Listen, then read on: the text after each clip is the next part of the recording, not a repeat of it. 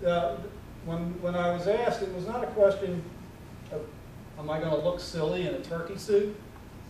Probably. I'd be surprised if I don't. But it's more, is this something that's worth doing? If it's a worthwhile cause, maybe you look a little silly doing it, but if in the long run, if it's for a good cause, why not? If you take yourself too seriously, not only do you lose out on some interesting experiences, but some of the people around you will certainly miss out on the interesting experience of seeing you in a turkey suit or something like that. So take yourself seriously. If you've got goals and they're worthwhile goals, you need to take it seriously to have the motivation to pursue them. But don't take yourself so seriously that you can't have fun along the way. Yeah. Whoops. And on that note, find his office, put money in the jar. I want to see him in a turkey suit. So please do that. Number 9 for me, laugh. Laughter really is the best medicine. Brings smiles to people's faces, brings people together. There is humor in everything. I know, it might be hard to find humor in some situations, but it is there. You just need to look hard enough for it. Some examples, and these are all stories from either my time in the hospital or something related to this whole experience, maybe the medication I was on or whatever. Start off with jumble of letters at the bottom. It's a text message I sent to somebody when I was on oxycodone. And I have no recollection of this. I don't even know how I came up with that. I'm not sure what I was intending to say. All I know is I woke up 4 hours after taking the pill, checked my phone, and that was in my outbox. So every time I think about that, it makes me laugh. It made sense at the time. Yeah, well, everything made sense at the time. I was high. Okay, well, I don't care if this is an overshare. Staying hydrated in the hospital, the doctors were constantly getting on my case to drink more fluids because I had so much medication going through my system and I needed to clear it out. I never understood the dining system in the hospitals. There was a limit whenever I called down to the kitchens to bring me food. They could only bring me 2, maybe 3 drinks per tray. The cans of root beer were about that tall. So 2 of those was maybe enough to keep me hydrated for 10 minutes, and the juice containers were that tall. So there was no way I was going to stay hydrated just based on what the dining hall was bringing me. And even though they weren't really bringing me much, I did manage to find out exactly how large my bladder is.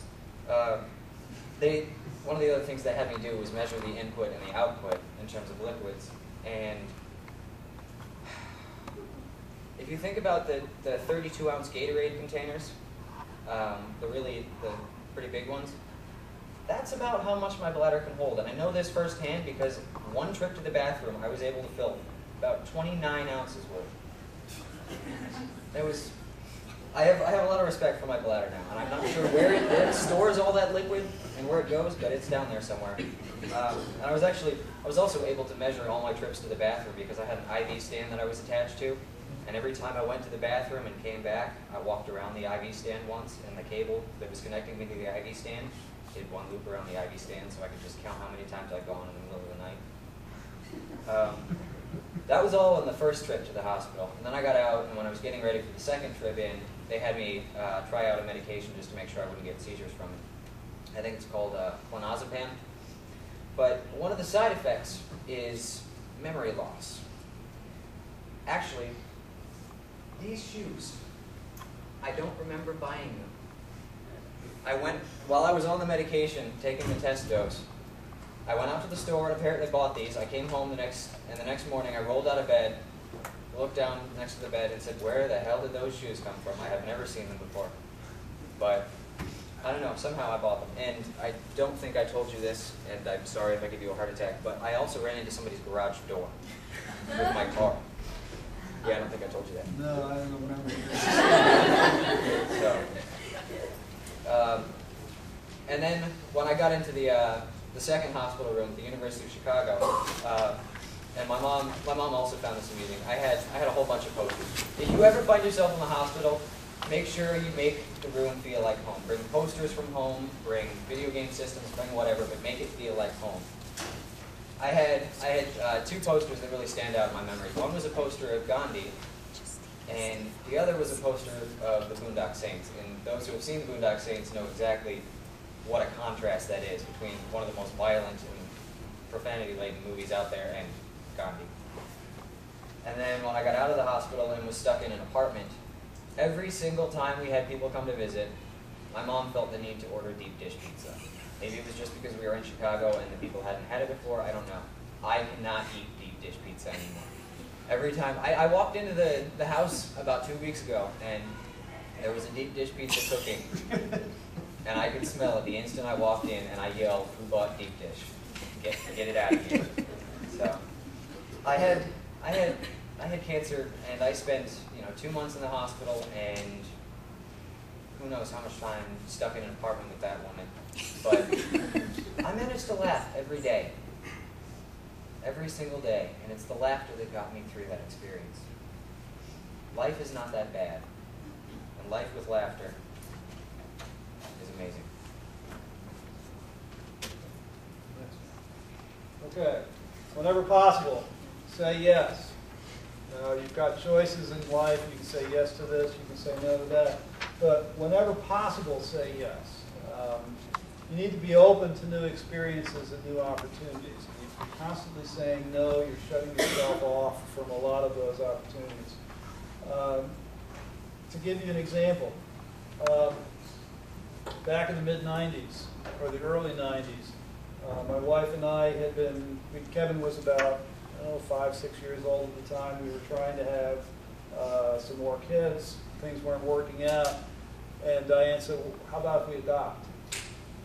And I thought about it. We discussed the options. And we said, "Okay, let's go for it." And the result is sitting in the front row here. Kirti, you want to stand up for a minute? This is our son, Kirti.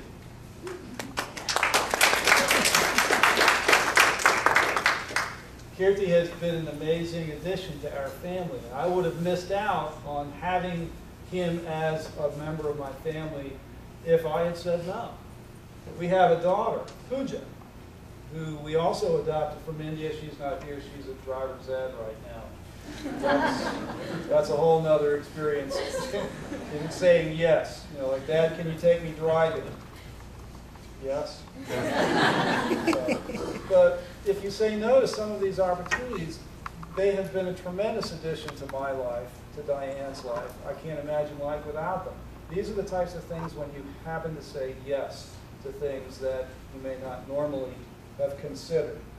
Not only does it enrich your life, but when you say yes, you have the opportunity to enrich the life of someone else, to help them obtain their goals. Remember, it's not all about you. There's other people out there that are working hard to achieve things. They have a life that they're trying to sustain, that they're trying to achieve their goals and their dreams. And sometimes they require that you say yes to them and no to yourself in order for them to help achieve what they're trying to achieve. So whenever possible, say yes.